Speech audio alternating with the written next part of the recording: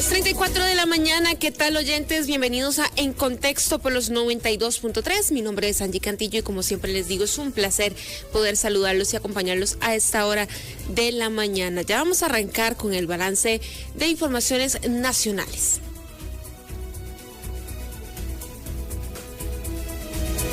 Es momento de ir más allá de los titulares para explorar a fondo lo que está pasando ahora, en tiempo real.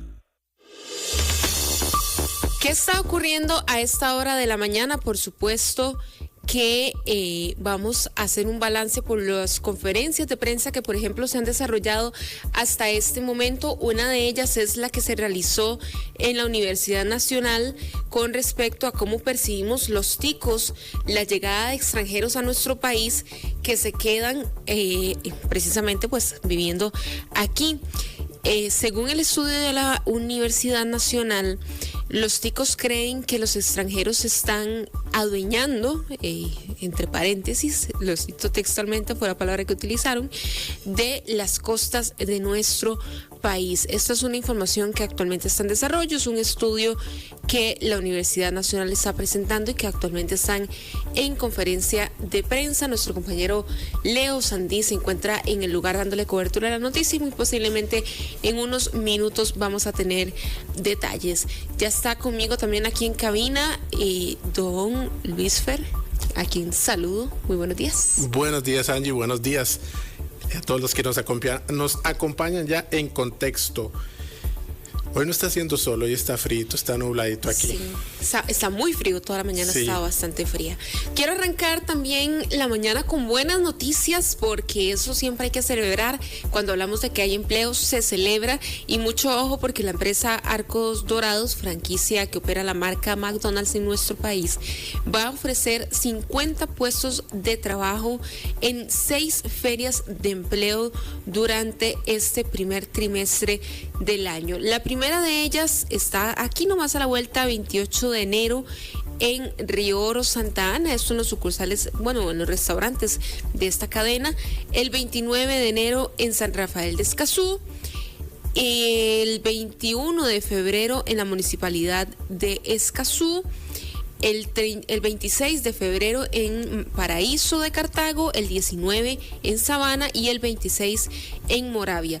Los requisitos para que usted los apunte por ahí: tener 9º año aprobado, ser mayor de 18 años y disponibilidad para trabajar en horarios rotativos. Váyase a las redes sociales de esta cadena de restaurantes para que usted tenga todos los detalles y Dios quiera usted inicie el 2025 con ese trabajito que yo sé que usted tanto desea y anhela que llegue. Otra de las informaciones en materia de sucesos fue la atención que realizó la Cruz Roja esta mañana de un carro que cayó a un guindo de 100 metros en Alajuela. Hay 2 personas heridas. El cuerpo de bomberos también se está presentando en el sector. Esto es en Jesús María, en San Mateo de Alajuela. Fue una emergencia que se reportó a eso de las 8:20 de la mañana y que al parecer el guindo tiene una profundidad de 100 metros. 2 pacientes fueron atendidos afortunadamente con vida, los 2, uno en condición delicada y otro en condición estable. Continuamos con el resumen de informaciones nacionales porque las buenas noticias para los conductores es que hoy, si van a la gasolinera, pueden ahorrarse unos coloncitos porque hoy amaneció más barato el combustible en nuestro país. La gasolina super bajó 3 colones, la regular 12 colones. Para los que utilizan diésel no son tan buenas las noticias porque sí subió 3 colones. Y el litro de super entonces quedará en 666 colones, el de regular en 648 y el diésel en 560 colones. ¿Qué es lo que dice la gente con respecto a esta rebaja? Los escuchamos. Código 2, Rafita. Todavía no tenemos constituida la Junta. CAEP mandó. Ya casi lo vamos a tener por ahí entonces con respecto a la opinión de la gente. Luis, que a veces la sensación es de que por un lado rebajas, Pero por otro lado, aumentos significativos. Sí, no solo en gasolinas, también en otras cosas. A mí, el que no me gusta cuando rebajan es cuando nos dicen, viene rebaja y es de un colón. Ajá. Ese es un poco complicado. Como de mentirillas. Sí, ese no nos ayuda tanto, pero lo cierto es que hay a veces esos rebajos son bastante útiles, sobre todo para las personas que dependen de su medio de transporte, un vehículo para trabajar, para generar su ingreso diario. Continuamos con más informaciones nacionales, y es que una información que les dimos hoy en la mañana casi que de manera exclusiva fue que don Marco Rubio, secretario de Estado de los Estados Unidos, va a visitar nuestro país como parte de su primera gira desde que llegó al cargo. Bueno, tiene días, literal, de estar ahí. Tiene días. Porque era Marco Rubio senador de la Florida, por el estado de la Florida, y fue nombrado por Trump como secretario de Estado. Hoy, en efecto, como dice Angie, y a primeras horas de la mañana se dio a conocer la noticia de que estará realizando una gira por diferentes países de América, y entre los cuales estaría llegando también a Costa Rica. Iría a visitar Panamá, Guatemala, El Salvador y República Dominicana. El portavoz del Departamento de Estado, Tammy Bruce, afirma que el secretario Rubio está buscando priorizar las relaciones con el hemisferio occidental. Se espera que el viaje de Rubio se aproveche para abordar temas prioritarios de la nueva administración, como lo son la reducción de la migración ilegal y el impulso de Trump para recuperar el Canal de Panamá. Y luego el senador nos dirá algunas palabras. El secretario de Estado de los Estados Unidos, Marco Rubio, tendrá su primer gira de trabajo y será por Centroamérica, donde estará visitando nuestro país. Rubio también estará en países como Guatemala, El Salvador y Panamá. Punto importante de la agenda luego de las declaraciones tanto de Donald Trump, así como de José Raúl Mulino, presidente de Panamá, sobre el canal. Y sobre todo China está operando el canal de Panamá, y no se lo dimos a China, se lo dimos a Panamá y lo estamos recuperando.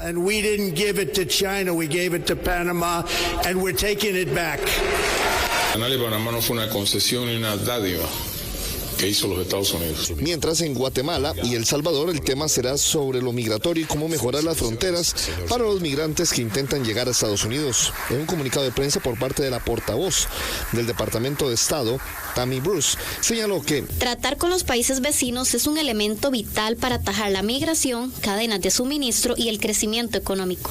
En política exterior tenemos una misión muy clara: asegurar que nuestra política exterior se centre en un punto, y es la promoción de nuestros intereses nacionales, claramente definidos en la campaña presidencial. Todo lo que nos haga más fuertes, más seguros o prósperos. Esa va a ser nuestra misión, esa va a ser nuestra tarea, que tengamos una política exterior que promueva los intereses nacionales de los Estados Unidos. Por el momento, aún no hay una declaración del gobierno costarricense sobre la visita de Rubio, la cual será entre finales de enero y principios de febrero. En Contexto, por Extra Radio. 10:43 de la mañana, enlazamos en este momento con nuestra compañera Sheila Paniagua. El sector de Alajuelita está teniendo una crisis en temas de inseguridad. Ya van 5 personas fallecidas, 7 heridas por ataques con armas de fuego tan solo esta semana. Es que de verdad casi que podríamos decir que más de una persona fallecida por día es el promedio en este momento. Y Sheila Paniagua nos tiene los detalles de otra balacera que ocurrió hoy en la madrugada. Adelante, Sheila.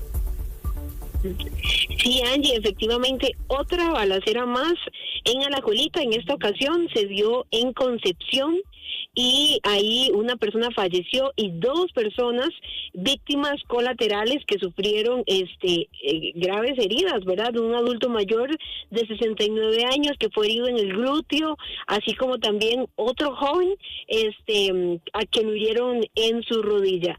Pudimos conversar con el adulto mayor porque, gracias a Dios, le dieron la salida hoy, en horas de la mañana, pues según le indicaban los doctores, ¿verdad?, que no había peligro alguno. Según nos contaba él, el disparo le pegó, o sea, como que casi le roza lo que es la columna, y esto pues se hubiese ¿verdad? Complicado en su salud, pero afortunadamente pues esta persona está salvo, está bien, y vieras que nos comentaba que a eso que de la 1 de la mañana escuchan esa balacera, se fijan, ¿verdad?, por la ventana y observan al joven que falleció, que de 26 años, quien estaba aún con vida, ¿verdad?, tirado en el suelo, y entonces lo que él hace es que sale de su casa para poder ayudarlo. También el otro joven que fue herido en la rodilla sale para también poder ayudarle a esta persona que estaba tendida en el suelo, y aparentemente, ¿verdad?, lo que ellos dicen es que se regresa a la motocicleta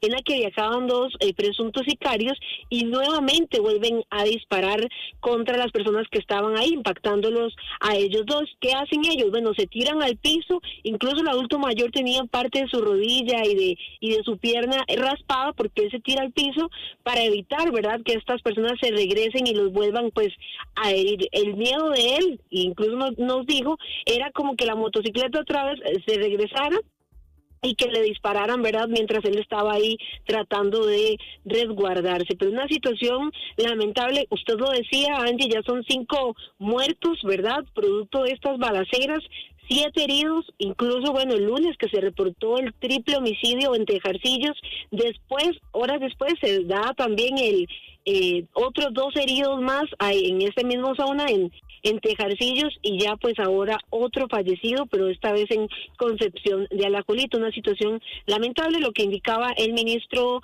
de Seguridad es que esto es una guerra. Aparentemente pues uno de los integrantes de la organización de los Lara lo sacan de la organización, y esta persona estaría generando este conflicto entre ambos, ¿verdad?, como en son de venganza por haberlo expulsado de la organización. Es parte de lo que dicen las autoridades. Además, el organismo de investigación judicial está buscando a un hombre quien aparentemente podría estar relacionado con estos hechos de violencia en Alajuelita. El ministro también de Seguridad indicó que iban a reforzar la seguridad en la zona para también darle un poco de tranquilidad a los vecinos, porque ellos mismos destacan que esta situación se está saliendo de control y que ya ni siquiera pueden caminar, incluso en la acera. Si vemos uno de los fallecidos el lunes, que fue un joven también, fue en plena luz del día, en el centro de Alajuelita, donde circulan muchas personas. Sheila, ¿se han hecho presentes las autoridades? ¿Han enviado algún tipo de comunicación sobre lo que está pasando? Porque es preocupante. Yo le decía, de casi que una persona por día asesinada en Alajuelita. Veamos prácticamente, digamos, las estadísticas del lunes. Un triple homicidio en la madrugada, en ese mismo tiroteo 3 personas más resultan heridas, y después dos heridos a eso de las 9 de la mañana, y al mediodía se reporta otra balacera donde muere otra persona. O sea, en un día 4 personas fallecieron y estas 3 personas que resultan heridas. Lo que dicen las autoridades es que, bueno, ellos van a reforzar acá la seguridad en la zona. Yo les soy honesta, nosotros estábamos en el parque de Alajuelita y nosotros no veíamos oficiales. Y como lo han dicho, ¿verdad?, en reiteradas ocasiones las autoridades, no hay un oficial, ¿verdad?, para cada casa, no hay un oficial para cada persona. Sin embargo, es algo que pide Alajuelita, porque tampoco, y no es solamente, ¿verdad?, decir, es culpa de las autoridades, pero también que está haciendo el gobierno local. Claro. Y hemos intentado hablar en reiteradas ocasiones con la alcaldesa de Alajuelita, y todas las veces que hemos intentado hablar con ella se niega a conversar con la prensa. Entonces es una situación también que dicen los vecinos, ¿y qué está haciendo el gobierno local? Ellos mismos también, ¿verdad?, de que no buscan alternativas o no les han dado esas alternativas de seguridad a los ciudadanos. Don Mario Zamora indicaba de que esto se debe a una guerra entre la organización de los Lara y esta persona que fue expulsada incluso de la organización de los Lara. No, Sheila, y ya para cerrar, el miedo que pueden tener los vecinos, porque por un lado no llega la policía, es lo que usted nos está reportando, y por otro lado, cuando llegan tienen que salir porque hasta para ellos es peligroso estar ahí. Entonces me puedo imaginar el temor de la gente en este momento. Efectivamente, incluso el Ministerio de Seguridad indicó que llegó un reporte de que vieron a sujetos, ¿verdad?, con armados en Tejarcillos, muy cerca de donde se estaba dando la vela de estas personas que fueron asesinadas el lunes, y tuvieron que devolverse porque incluso ya estaban amenazando a los oficiales. Y es que estamos hablando también de que ellos están utilizando armas de grueso calibre, incluso armas que no portan los oficiales de la fuerza pública ni de la policía municipal. Bien, Sheila, muchísimas gracias por el reporte. Vamos a estar entonces atentos. Esperemos una comunicación ya por parte de las autoridades. Gracias, Sheila. Un gusto.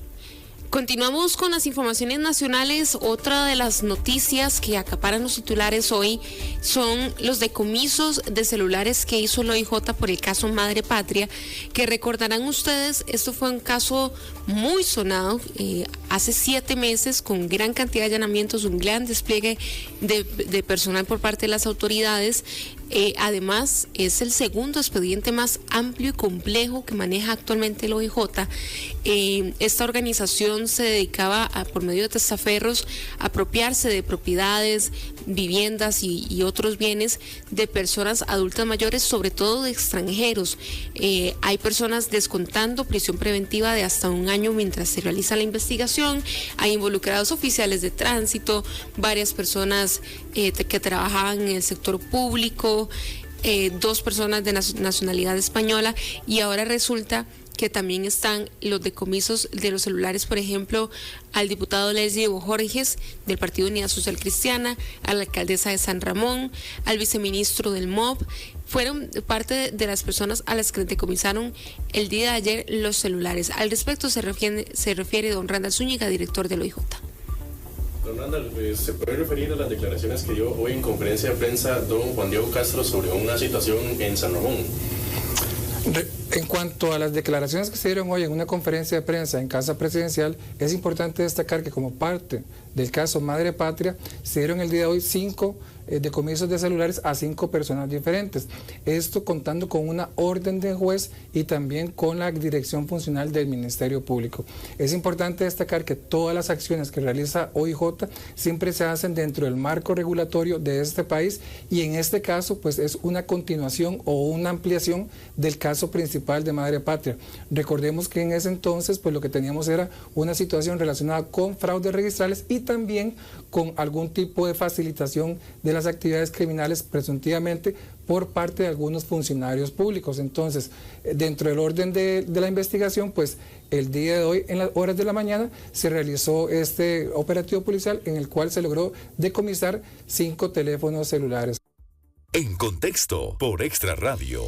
Dicho sea de paso, hoy al mediodía el diputado Leslie Bojorges convocó a una conferencia de prensa, suponemos, para referirse a este tema, así que vamos a estar muy pendientes. 10:52, vamos con las noticias internacionales. Más inmediatez, más credibilidad, más compañía. Extra Radio.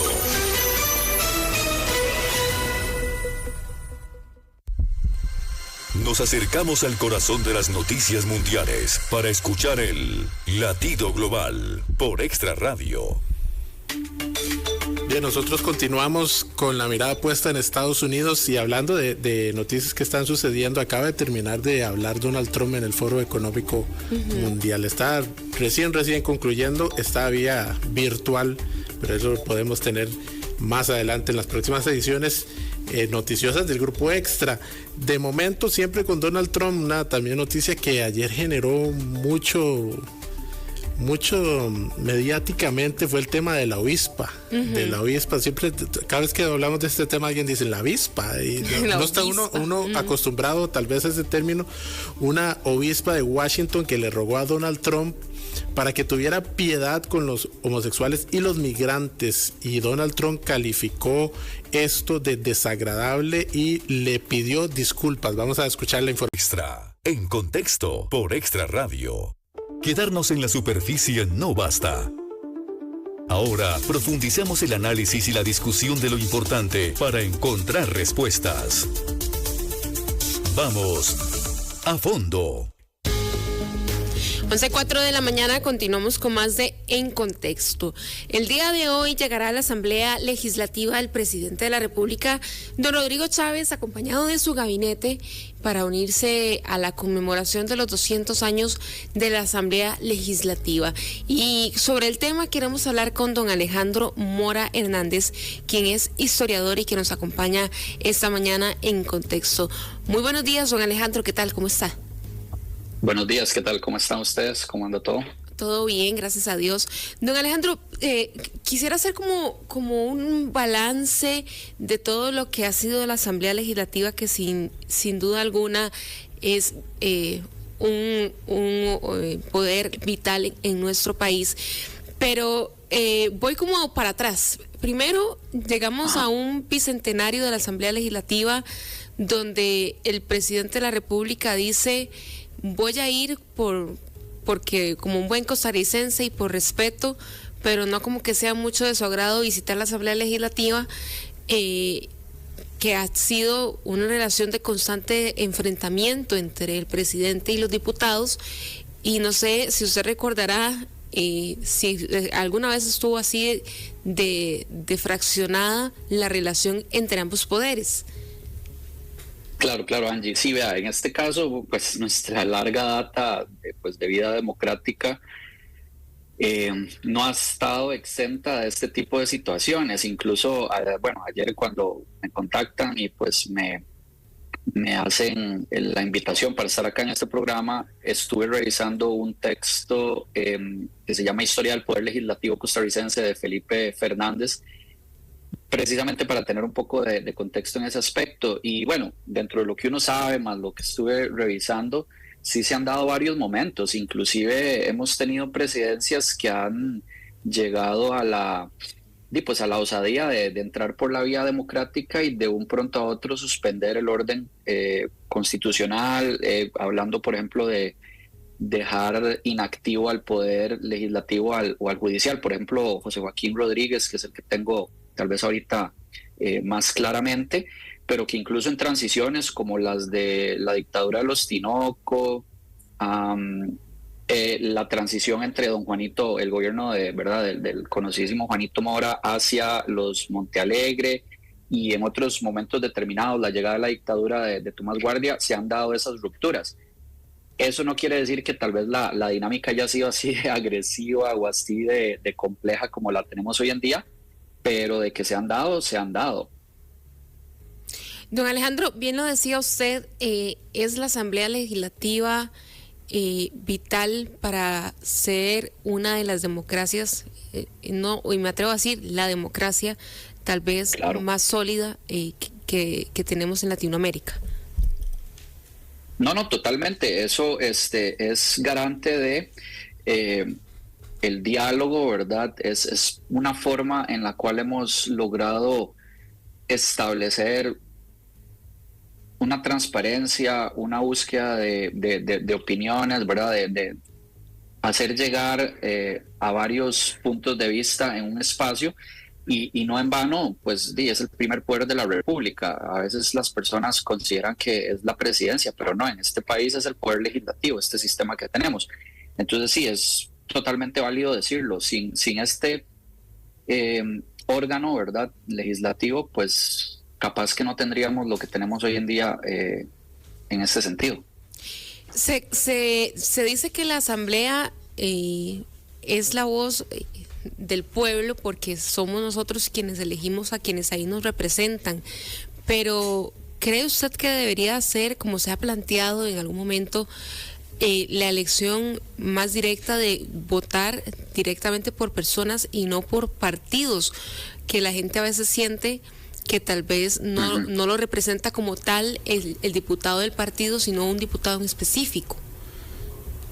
No, yo le puedo decir, dentro de pues mi contexto, no solo como historiador o profesor de relaciones internacionales, sino también como ciudadano y también partícipe de dinámicas de actividades políticas, partidos y así, es muy complejo, incluso para uno que tal vez no es politólogo, que no está en esa dinámica día a día, a veces hablar de cómo se hace el cálculo, por ejemplo, para elegir a los diputados, todo el tema del cociente, el subcociente, ¿verdad? De esta fórmula es bastante compleja. Ahora imagínese a alguien pues, que tal vez se dedica a otras actividades y que pues no, pero porque yo no estoy votando por una persona, estoy votando por un partido. Yo en eso sí comparto que ya deberíamos ir llegando a un punto en el que nuestra democracia evolucione el sistema electoral a esa forma de hacer un voto más directo, más transparente, porque sí, ahorita queda muy ambiguo, ¿verdad? Se sabe que se vota por un partido, pero no por quién, y como usted lo mencionaba, a la hora de pedir ayuda, apoyo, yo se lo digo a mis estudiantes, bueno, ¿cuál es el diputado que les representa a ustedes, verdad? ¿Quién es la persona que está encargada de su zona, de su cantón? O a veces son, bueno, y eso lo sabemos, los diputados no son ni siquiera cantonales, son por regiones, algunas sí, otros no. Entonces, esto es ya parte de lo que sí necesitaríamos dentro de tal vez estos nuevos aires que tome en los próximos 100, 200 o 300 años de este poder legislativo. Claro. Don Alejandro, antes de seguir con la conversación, le voy a dar la bienvenida a Paul Ulloa, que ya se nos une aquí a la conversación. Hola Alejandro, ¿cómo estás? ¿Qué tal? ¿Cómo está, don Paul? Un gusto de nuevo. Gracias, gusto ¿Todo en orden? De ponernos de nuevo en contacto y ahora aquí en contexto. Alejandro, yo quería, vos esto que estabas diciendo no es nuevo, aunque podemos estar viendo que la relación entre la presidencia y la Asamblea Legislativa es tirante en estos 3 años, han estado bastante tirantes, pero no es una relación nueva en 200 años. Y hubo épocas en el proceso histórico donde, por ejemplo, yo creo que me habías dicho una vez en una conversación que tuvimos en el Teatro Nacional, creo, que por ejemplo en el tiempo de don José María Castro Madrid, el hombre, el Congreso le tenía listo la carta de renuncia todos los días, o por lo menos una vez a la semana. No es nuevo esta relación difícil que pueda darse entre el Congreso de la República, entre la Asamblea Legislativa y el Poder Ejecutivo. No, para nada. E inclusive veámoslo de esta forma. Antes de la presidencia de don Juanito Mora, en estos 10 años, ¿verdad? La década de 1850, nosotros teníamos un Senado, o sea, teníamos 2 cámaras, el Senado, pues, y la, llamémosle Congreso, Cámara de Representantes, como otros países lo tienen, y eso todavía lo volvía aún más complejo, aunque estos congresistas y senadores no es que sesionaban diariamente como lo hacemos acá. Teníamos un sistema en el cual se reunían por dietas cada 15 días, 2 veces al mes, cuando había una urgencia pues en algún aspecto de materia o de índole política. Entonces funcionaba de una manera un poco distinta, pero estaban presentes. Y sí, las problemáticas, los roces, eso pues viene desde el instante en que pues validamos el acta de independencia en 1821, el 29 de octubre en Cartago, a cuando hay que empezar a construir pues este Estado. Tal vez vamos a tardar un par de años más en terminar de estructurar, consolidar, tener al primer jefe de Estado, Juan Mora Fernández, pero el Congreso viene ahí. Casualmente, por eso es que estamos celebrando, ¿verdad?, hasta el 2025, los 200 años y no en, ¿verdad?, 1821, porque tal vez algunos radioescuchas podrían estar pensando, bueno, pero ¿por qué hasta ahora el bicentenario si nos independizamos hace, ¿verdad?, 4 años oficialmente hablando? Pero sí, Alejandro, existe esa idea de que el Congreso no es la parte central de un Estado, siendo más bien la representación misma de cada una de las comunidades. Tal vez, ¿por qué no ha calado esa idea y siempre nos volvimos presidencialistas al máximo? Bueno, yo podría interpretar que eso se debe a la visibilidad de una figura que tiene el mandatario, el presidente, ¿no? Tal vez la gente sí conoce quién es el presidente de la Asamblea pero volvemos a lo mismo, al tener un sistema de votación tan cerrado y tan exactamente por las listas, y pues la gente como que no se vincula a ellos. Hay otros países en los cuales pues, la oficina del representante, el congresista, incluso senadores, tienen una oficina en su mismo pueblo, por decirlo así, ¿verdad? Entonces la gente tiene más cercanía y todo. Acá, al ser un estado muy central, que todo se ubica en San José, entonces la gente de la periferia no tiene tal vez esa cercanía. Las giras que se hacen tal vez no abarcan siempre todos los rincones de cada cantón o zona. Y digo, el presidente pues, de la República empezó a tomar ese espacio, porque no es que tomó poder, porque poder pues está bien regulado por la Constitución y otros elementos de nuestro sistema democrático. Y veámoslo así también, el presidente sale una vez por semana en televisión, la mayoría de las veces. En este momento sí, pero es una situación histórica. Nos volvimos presidencialistas más que darle una importancia al Congreso. Yo recuerdo que cuando se planteó, por ejemplo, que se transmitieran las sesiones de la Asamblea Legislativa a través de radio, fue todo un hecho trascendental que llevó tremendamente discusiones, y estamos hablando de 1978. Claro. No es que esto fue las sesiones, por ejemplo, que se habló al principio de esta administración, de las sesiones de Consejo de Gobierno, no. Fue todo un evento, el poder escuchar a los diputados en cada sesión. Pero eso me llama a mí a la reflexión de que hoy que estamos celebrando, estamos conmemorando esos 200 años de la Asamblea Legislativa, el costarricense nunca le ha dado tanta importancia a la elección de los diputados, y posiblemente, y por eso podría ser histórica, la próxima elección será distinta en ese sentido. Pero sí me ha llamado la atención que a lo largo de la historia podemos saber que ha estado el Congreso, pero no hemos sentido al Congreso.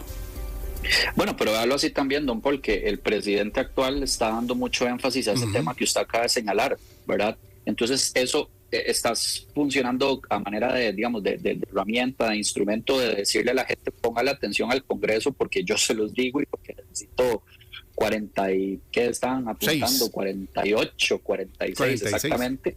O sea, un número pues impresionante si se lograse llegar, pero el asunto es ese, que es el mismo jefe del Estado, el presidente, el que está llegando a esa visibilidad y a darle la relevancia. Pero si usted lo menciona, históricamente hablando, pues la figura del presidente siempre ha sido la que sobresale, una persona pues más cercana inclusive al pueblo, bueno, con alguien como Tilo Ulate, que caminaba de su casa a la oficina presidencial.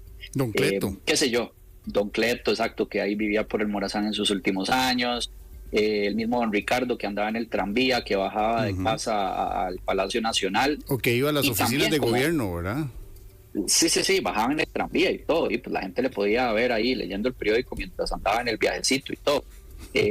El asunto está en que, y también, tal vez el haber tenido no sé si se puede ver de esta forma, pero me hace reflexionar en torno a ello, el que por lo menos dos poderes principales de la República hubiesen compartido un edificio durante tanto tiempo, alrededor de pues el siglo, ¿verdad? Tener en el Palacio Nacional ambos, y que la figura del presidente estuviera ahí tan cercana, quizás eso fue generando que se desplazara. Además de que a don Juanito Mora también se le dio esa idea de quitar el Senado para no tener tanto contrapeso y empezar a reforzar la figura del presidente, máxime con la guerra que después vamos a tener contra los filibusteros.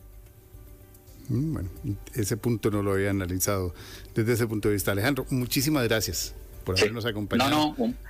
Un placer, don Paul, y pues de que tengan un buen día, y no olvidemos de celebrar a este poder que tanta vida democrática nos ha dado, que es muy especial, muy único, y pues agradecido por el espacio a usted y a Angie.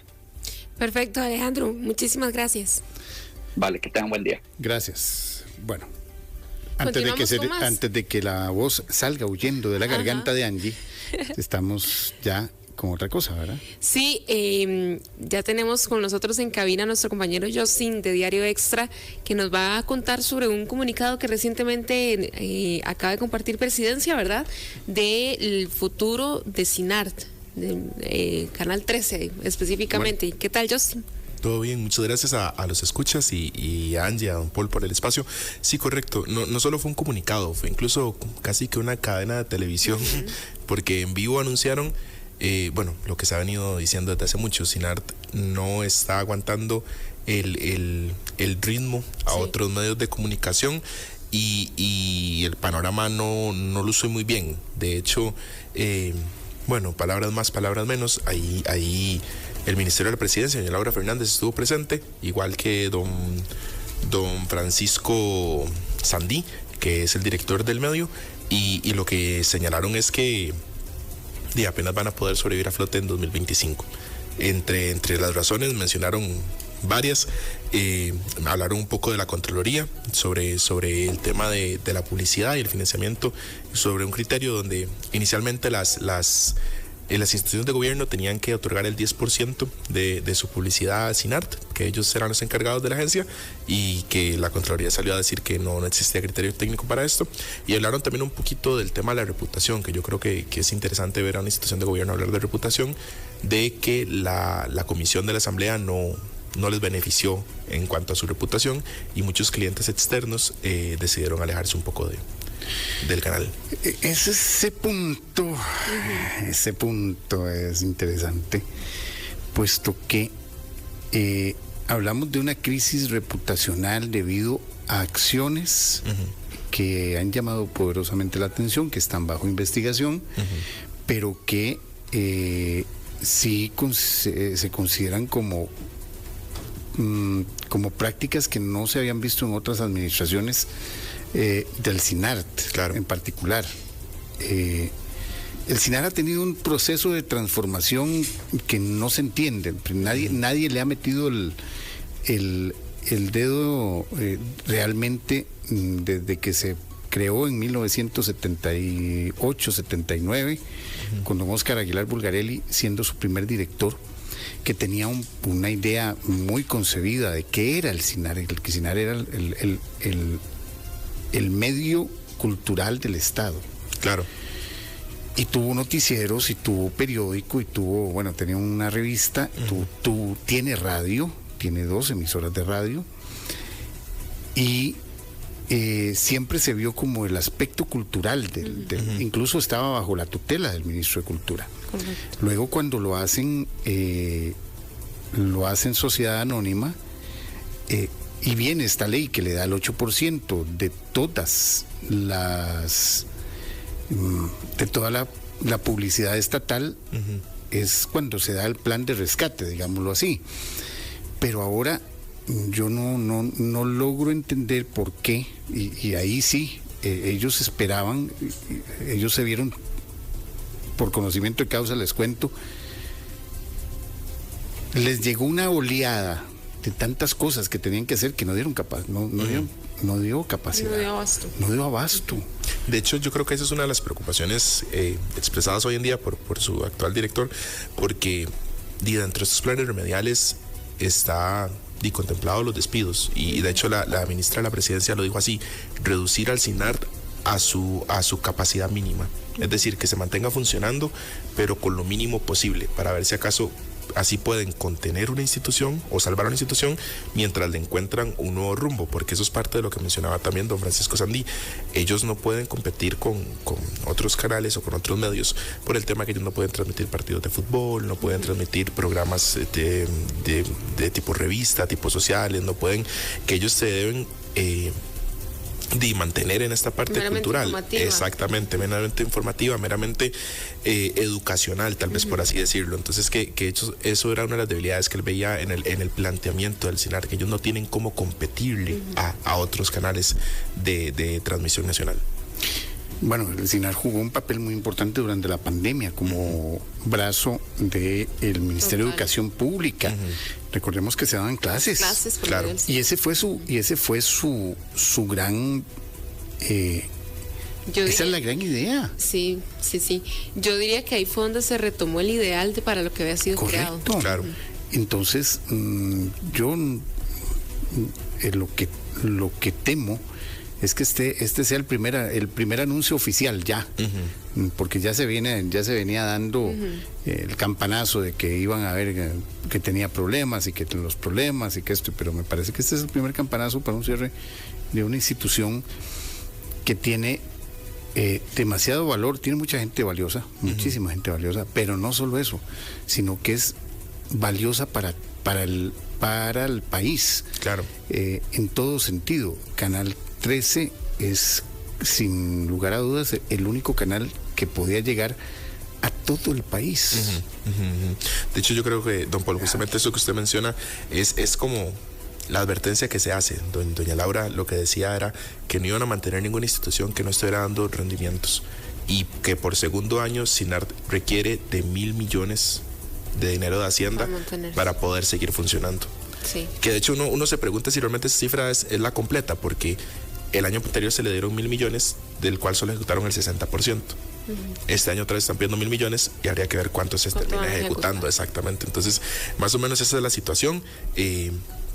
Se hablan de acciones a futuro, se hablan de planes de coordinación con el Mideplan para reestructuraciones y demás, pero sí, el panorama que pintó hoy el director de SINART y la ministra de la Presidencia no es el mejor para ninguna institución pública, creo yo. El tema es que la reestructuración que están diciendo, la estoy escuchando desde que literal llegaron a este gobierno. No, y no solo eso, y si aquí hablamos de reestructuraciones del SINAR, eso casi que tiene larga cola. Tiene larga cola, casi que es el deporte de cada 4 años. De cada administración. Sí, es cierto. Eso está como en el 6º lugar de la lista, después de la venta de Fanal, de la venta del Banco de Costa Rica, la venta de del CNP, del cierre del CONAVI y de todos los consojes, el monopolio de Recope, y ya después viene el SINAR. O sea, eso es tema recurrente en las campañas políticas. Bueno, vamos a esperar entonces qué sucederá, sobre todo lo que decía Paul, más allá de una cifra o de una institución, es la gente que ahí hay y que son valiosas, y que siempre cuando uno escucha cierres tiene que ver con despidos. Entonces, y que sí hay un asunto, los medios hemos tenido que transformarnos, nos hemos tenido que transformar, y tal vez para los medios comerciales sea más rápida la transformación, y aún así nos cuesta, pero yo creo que hay más bien una situación de pensar de que no pueden competir, y eso desde ya es un peso muy fuerte. Está también con nosotros aquí en cabina nuestro compañero Daniel Suárez. Gracias, Justin, por la información. Gracias, Justin. Todo gusto. Porque mañana oficialmente es la subasta de las... ¿Es hoy? Es hoy. Yo estaba con que era mañana viernes. Es que, buenos días. Son 2 días. El día de hoy es el concurso en etapa nacional, los competidores que están, y el día de mañana es los competidores regionales, más que todas las cooperativas, Cope Guanacaste, etcétera, etcétera. Sí, estamos hablando de 5G para los oyentes, para que se vayan ahí ubicando. 5G que ha tomado importancia. Ayer hablábamos, ¿verdad, don Paul? Ampliamente con el director de Asofras y también con la Cámara de Industriales. La Cámara de Industrias. De la necesidad de desarrollar, hablamos de jornadas 4.3, que era el tema, pero muy ligado a eso, 5G para hacernos muchísimo más competitivos. Claro, correcto. Es un tema que el país está esperando desde hace bastante tiempo. Tuvimos bastantes inconvenientes. Estuvo el tema de la demanda ante el Tribunal Contencioso Administrativo por parte del ICE, que hizo que el ICE no pudiera participar de ese concurso. Luego estuvo todo el tema de Huawei, el tema de el convenio de Budapest, que estuvo un poco frenando, y las diferentes acciones que tomaron para frenar el concurso. No había consejo directivo en Sutel, pero ya hoy vamos a saber el aspecto que le toca a nivel nacional a 2 empresas competitivas, que son Claro y Liberty, y mañana vamos a saber las empresas regionales, ¿verdad? Se ha hablado mucho acerca del 5G, yo creo que todo el mundo está muy expectante, y los mismos miembros del gobierno se han encargado de crecer esa expectativa, que más o menos a mediados de este año es que se proyecta que ya los costarricenses puedan tener 5G en sus teléfonos celulares. Incluso el presidente Rodrigo Chávez ha señalado que es como el fentanilo digital, porque uno se mete y no sale, debido a la rapidez, al instantáneo que es el 5G. A la baja latencia. Correcto. Sí. Sí, bueno, y eso que estamos hablando a uso personal, pero a nivel empresarial, todo lo que se puede hacer con 5G por el Internet de las cosas y lo que puede esto modernizar y además hacer más rápido y efectivo la producción de las empresas, es otro nivel. Sí, a nivel médico también, el tema de la telemedicina es muy importante. Incluso cuando se han hecho como exposiciones sobre el tema del 5G, han mencionado que en tema de medicina, el doctor lo va a poder operar a usted desde su casa. El doctor en su casa y vía virtual lo puede operar usted en el quirófano. Wow.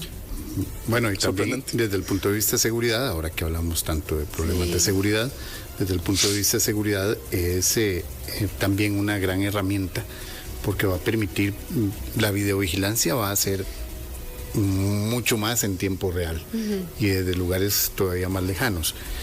Pero también yo aquí sí quiero llamar la atención, no es que ya con esta subasta, para empezar, vamos a recibir una enorme y exorbitante cantidad como sucedió en la subasta de 4G, sino que lo que vamos a recibir mucho de esa subasta tiene que ver con obras que van a quedar después para el Estado.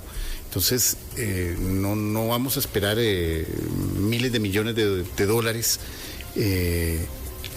para en efectivo, por decirlo así, no, y es que además, en cash contante y sonante, sino que va a haber en inversión, va a ser en inversión de las operadoras telefónicas. Y además va a depender mucho también de la infraestructura que vayamos desarrollando como país, hasta dónde vamos a llevar el 5G. Eso es lo más importante. Correcto, de hecho un 90% de lo que se tomó en cuenta para el concurso fue el tema de infraestructura y un 10% fue el tema económico. Imagínense, o sea, lo que vamos a ver es una explosión, que eso es lo que habría que analizar. También el papel de los ayuntamientos, y esto lo hemos hablado anteriormente, el papel de los ayuntamientos con los permisos, con todo lo que es ayudar a que realmente esta red 5G pueda crecer lo antes posible en el país. Estaremos entonces ampliando la información hoy y mañana, porque va a ser la noticia. Va a ser la noticia, exactamente. Sí. 11:31 de la mañana. Muchas gracias, Daniel. Vamos a un pequeño corte comercial y ya regresamos con más de En Contexto. A fondo. 11:35 de la mañana, continuamos con más de En Contexto y vamos a arrancar con la segunda entrevista que tenemos preparada para el programa de hoy. Y es que ayer les informábamos casi que de última hora el hecho de que la Unión Médica Nacional estaba interponiendo una denuncia en contra del sistema EDUS. Y usted se preguntará, bueno, ¿por qué? ¿Cuál es el motivo de la denuncia? ¿Qué es lo que están denunciando? Vamos a preguntarle directamente a la doctora Yanis Sandí, vicepresidenta de ese sindicato que ya se encuentra con nosotros vía Zoom. Doña Yanis, muchísimas gracias por acompañarnos, por sacar unos minutos de su tiempo para atendernos. ¿Cómo está? Muy buenos días a todos ahí en la cabina y a sus radioescuchas. Gracias a Dios. Bien, esperando aquí que venga el 5G para que todos nos comuniquemos mejor. Bueno. Nos estaba escuchando entonces, qué dicha. Claro, por supuesto. Doña Yanis, tal vez si pudiéramos, a modo de resumen, hablar un poquito sobre el porqué de la denuncia, qué es lo que pretenden con esa denuncia. Bueno, primero comencemos porque la Unión Médica Nacional ha apoyado desde su génesis el expediente digital. El expediente digital es una necesidad, es introducir nuestra seguridad social en el siglo XXI y lo queremos hacer de la mejor manera posible. Así es que hemos apoyado el programa, antes Proyecto EDUS, desde sus génesis. El problema es que hemos hecho múltiples mesas de trabajo con los equipos que de turno atienden el expediente digital y digo de turno porque es que es ahí donde está el problema.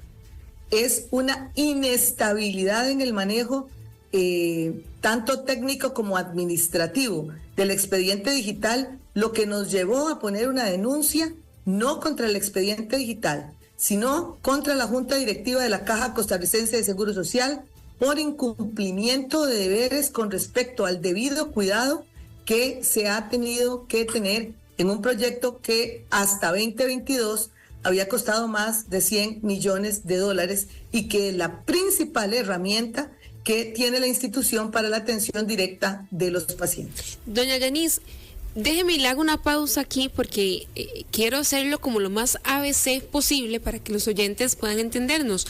Cuando hablamos de incumplimiento de deberes, por parte de la Junta, ¿a qué se refiere usted? Si nos puede poner ejemplos en concreto para hacer más entendible la situación a los oyentes. Bueno, mire, comencemos porque la ley de expediente digital de 2013 dio 5 años para que el expediente digital estuviera totalmente funcional y fuera una plataforma accesible y que tuviera todos los componentes que fueran necesarios.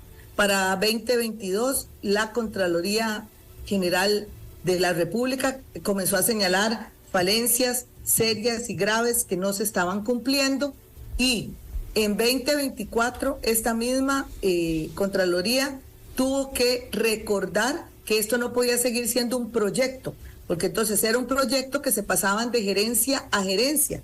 La Junta Directiva prácticamente en los últimos 2 años y medio tuvo 3 gerencias a cargo de un proyecto que ya para 2018 tenía que ser un programa serio que estuviera en medio de todo el quehacer institucional.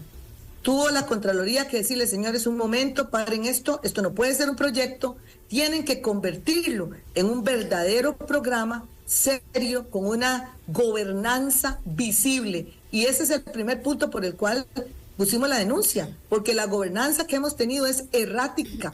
Un día conversamos con un gerente, otro día conversamos con otro gerente, un equipo se cambia, los ingenieros son casi que evanescentes, hoy están aquí, mañana ya no están. O sea, usted tiene que tener seriedad con el programa más importante para la atención directa en temas digitales, que es el expediente digital. No puede estar en esa inestabilidad. Ese fue, digámoslo así, una de las razones por las cuales decidimos, aparte de temas graves de seguridad y de atención directa al paciente.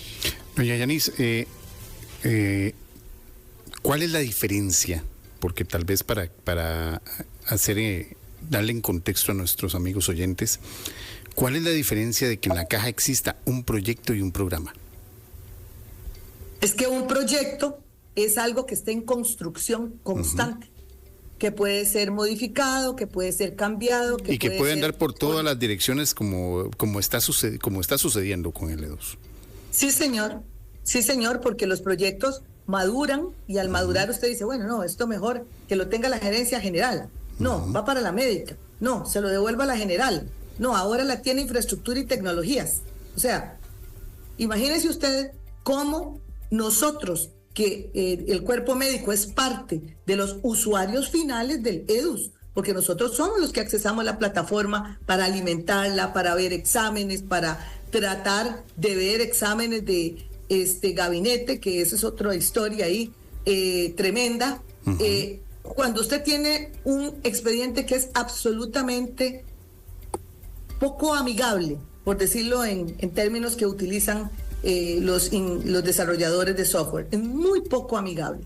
¿En qué sentido? En el sentido primero de que para pasar de una cosa a la otra es toda una situación, buscar un examen a veces se vuelve toda una odisea, ver unas imágenes, tiene usted que salirse, volver a entrar, o sea, por Dios, ya un proyecto que inició en 2012 con una ley detrás del 2013 que dice que para el 2018 ya tenía que estar toda la plataforma fluyendo.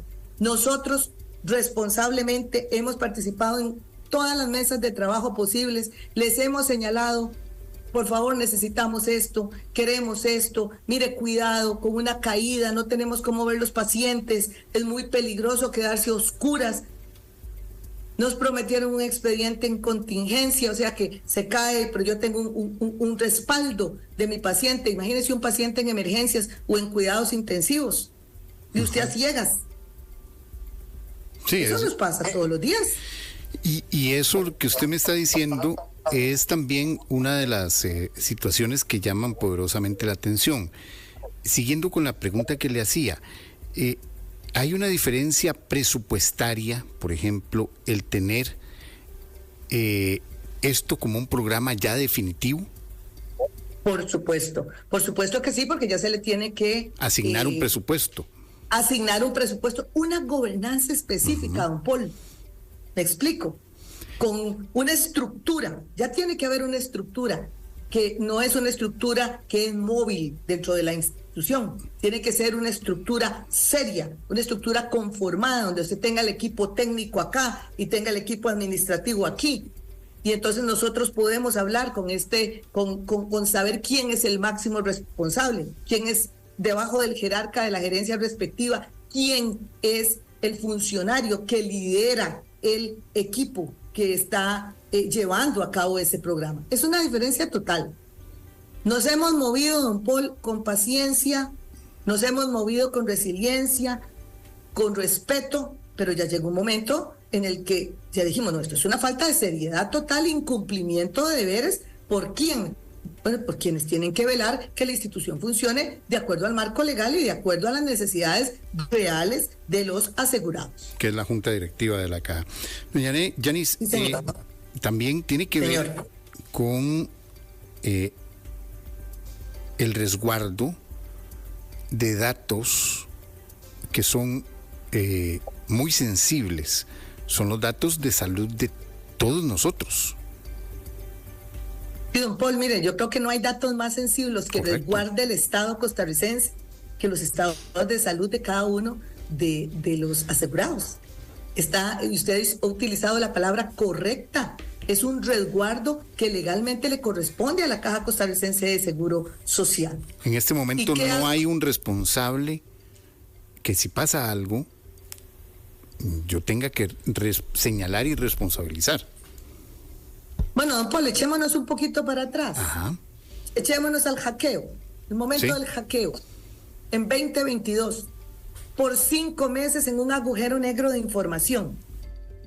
A estas horas nosotros no sabemos quién era el responsable, qué sucedió. Imagínense que en el 2021 Unión Médica Nacional se presentó ante una comisión que la Asamblea Legislativa de ese momento tenía sobre la caja, y cuando nos preguntaron que cuál era el talón de Aquiles, el punto más crítico que puede tener el expediente digital, nosotros en 2021 dijimos, es la seguridad. Es la seguridad. Tememos por la seguridad. En 2022 se viene el hackeo. La caja en 2021 inclusive salió a decir que no era cierto, que todo estaba bien, que, bueno, a estas horas, después de un hackeo que costó miles de millones de colones o de dólares, no sé cuánto habrá costado esos 5 meses de desconexión, a donde nosotros trabajamos con papel, sin saber nada de lo que había pasado antes con el paciente en los últimos 5 o 6 años. Imagínese usted, don Paul. Donde hubo que suspender cirugías porque toda la data de la cirugía estaba dentro del expediente digital. Procesos que se llevaban con los pacientes que ya no se pudieron avanzar porque todos los datos, exámenes y toda la documentación estaba dentro del expediente digital.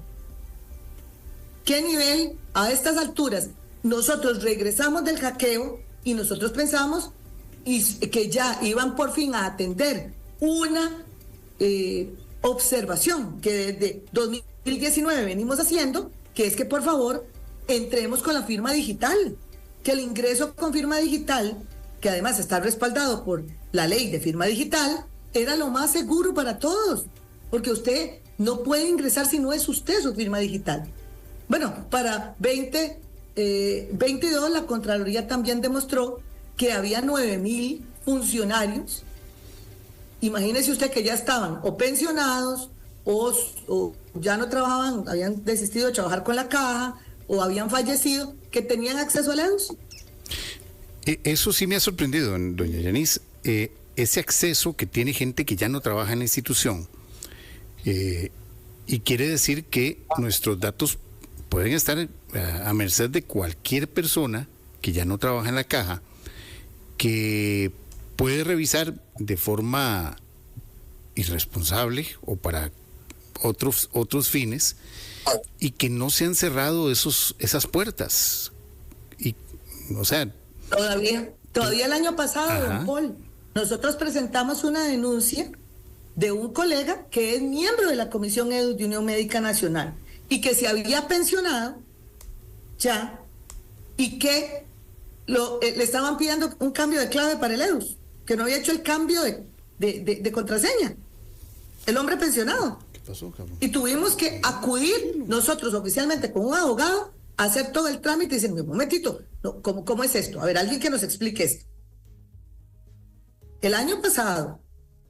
Entonces, temas de seguridad, porque como usted muy bien dice, aquí en Cartago decimos, en arca abierta hasta los santos pecan, ¿verdad?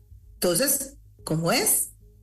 Nosotros dimos la opción tecnológica y que además es legal en Costa Rica, porque la ley de firma digital obliga que usted como funcionario público, si tiene acceso a documentos que hay que firmar, pues debería de estar ahí, y debería de tenerla, y ese debería ser nuestro acceso, porque imagínense lo que le voy a decir, don Paul, los expedientes deberíamos nosotros, en el momento que terminamos una consulta, cerrarlo, dice el Código de Ética del Colegio de Médicos y Cirujanos, con nuestra firma.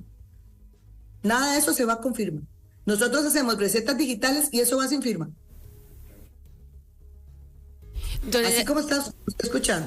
O sea, son cosas que ya son demasiado graves y que hemos dado el tiempo suficiente, hemos sido abiertos, todo lo posible para llevarle la voz de los usuarios finales para que hagan las correcciones que tienen que hacer. Esto genera también un enorme estrés laboral para el cuerpo médico.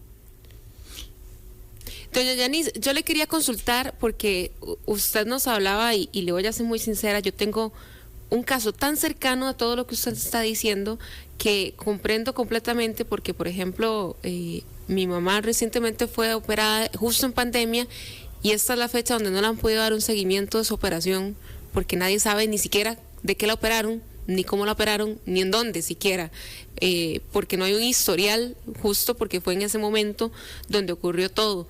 Entonces, sé que es complicado para el paciente, para los doctores que no tienen acceso, pero también hay algo que usted aquí mencionaba que me parece importantísimo y es parte de la denuncia que ustedes formulan, y es la aplicación que no se volvió esa herramienta que pensábamos iba a ser ideal para el acceso de las personas a la seguridad social. Muchos de los comentarios que podemos leer, por ejemplo, en diarioextra.com, en las noticias sobre EDUS, sobre la denuncia, es que la gente dice, ¿para qué un EDUS se igual madruga a las 2 de la mañana para ir por fuera a un EVAIS a tratar de conseguir una cita? Hacer fila para una cita. Porque en un EDUS es imposible acceder. Es que mire, bueno, ya nos estamos metiendo en otro tema que daría para otra conversación, pero se lo voy a decir. Lo que hicieron con el EDUS y las citas digitales en el primer nivel de atención fue pasar las filas visibles a filas invisibles. Porque la solución no era poner la plataforma de citas en un sistema digital que para un adulto mayor es una de las complicaciones más graves que existen. Perdón, pero el hecho de dar por sentado que el 100% de la población sabe manejar perfectamente una app es partir de una falacia. Y así lo voy a decir. No todo el mundo tiene teléfonos inteligentes que puedan hacer ese proceso. Pero ¿cuál era la solución? La solución era pasar a plataforma. No, la solución es agarrar el toro por los cuernos y decir, bueno, aquí nos faltan 400 EVAIS, 300 EVAIS, 300, casi 400. Esa es la solución. ¿Por qué usted tiene que ir a hacer la fila? Porque hay un médico que tiene 4,000 personas a cargo, cuando la OPS dice que el tope son 2,500. Entonces, si yo soy un médico y un EVAIS y tengo 4,000 personas a cargo, ¿cómo vamos a dar abasto para atender cuando lo que debería estar atendiendo son 2,500? Ese es el fondo del asunto. ¿Me explico? Entonces, claro, ya inclusive se vino el caso de un caso pues sumamente mediático, que es el caso Barrenador. ¿Cuál es el origen del caso Barrenador? 30 años para construir 50 bays y no pudieron. ¿Cómo es? Ese es el fondo del asunto. Y por eso había que tercerizar una labor que debe de cumplir la Caja Costarricense de Seguro Social. Tiene toda la razón los ciudadanos que se están quejando de ese sistema. Porque ese sistema lo que hizo fue evitar que se vieran las filas a las 5 o 6 de la mañana, y pasó a filas digitales donde una persona puede durar hasta una semana viendo a ver cómo lo ven y qué sucede. Es que me duele el oído, entonces termino allá en el Calderón Guardia con 180% de ocupación en emergencias en este momento. Correcto. Porque nadie me ve y yo tengo una necesidad. Entonces, este tema da para más, pero este es otro tema, aparte del tema propiamente del manejo de expediente digital. Perfecto, doña Yanis. Quiero agradecerle que nos haya acompañado en esta mañana explicándonos un poco esa denuncia. Esa denuncia está presentada ante la Fiscalía de Probidad y Transparencia del Ministerio Público. Está contraignorado, pero es posible que tenga por lo menos se inicie esta investigación a ver cómo se puede determinar quiénes y cuáles son los responsables. Y lo más importante es que ojalá la Junta Directiva de la Caja ya, cuando sesione, si es que sesiona, porque ya... Eso es otro tema. Eso es otro tema, pueda ya tomar en serio este tema del EDUS y meterlo como un programa ya de parte de toda la institución, con las normas de seguridad adecuadas, para evitar que la información esté al alcance de cualquiera. Doña Yanis, muchas gracias y quedamos a la orden. Muchas gracias, don Paul, en nombre de la Unión Médica Nacional, y un mensaje final. Nosotros, el fondo de todo este tema es la defensa de los derechos de nuestros pacientes. Nosotros queremos ver a nuestro paciente como médicos, ser médicos, tocarlos, escucharlos, no digitadores. Gracias. Gracias a usted, doña Yanis. Muchas gracias, doña Yanis. 11:55. Angie, tengo una información de última hora, la estoy aquí buscando porque ya la había visto, y tiene que ver con el Hospital Raúl Blanco Cervantes. Mientras usted va buscando esa información, ¿ya la tiene? Ya tengo. Porque ya le tenía otra información, yo también, serio? Ahorita que estamos con temas usted. de salud. A ver. Es que nos mencionaba doña Yanis justo lo del caso Barrenador y demás, que también ha afectado tanto la Caja, y resulta que ahora una de las cooperativas que estuvo involucrada en el caso está más bien denunciando al Estado por el mal uso y el mal manejo del caso. Ok. Entonces, bueno, va a tener muchísima tela que cortar este caso. Sí.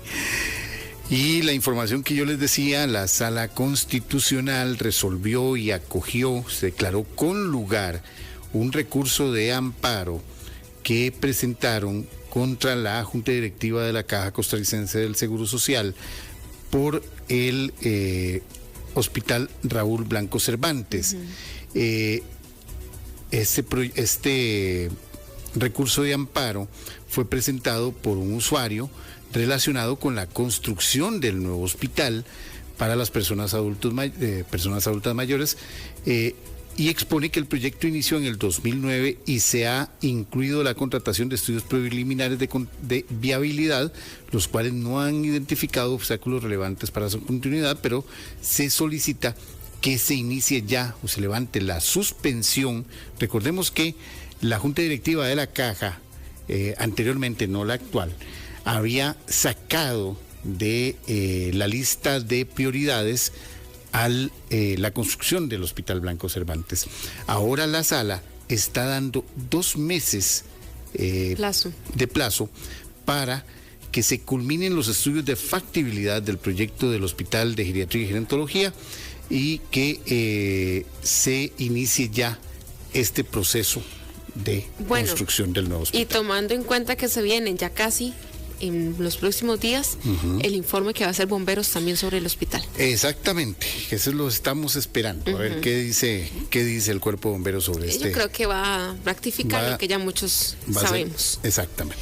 11:57 de la mañana, llegamos al final del programa, Paul. Llegamos hasta aquí. Muchísimas gracias por habernos acompañado. Yo espero que la pasen bien. La tarde está linda. La tarde está bonita, sí. Sí, fría, pero linda. Sí, muchas gracias por el cafecito por el que ya me invitó en la tarde, por este clima tan bonito. Okay. Voy a ir a almorzar primero, ¿le parece? Bueno, está bien. ¿El cafecito a qué horas? Como a las 3. Como a las 3. Bueno, está bien. Muchas gracias a todos los oyentes por su preferencia. Si Dios lo permite, los esperamos mañana, 10:30 de la mañana, aquí en los 92.3. Gracias. En Contexto por Extra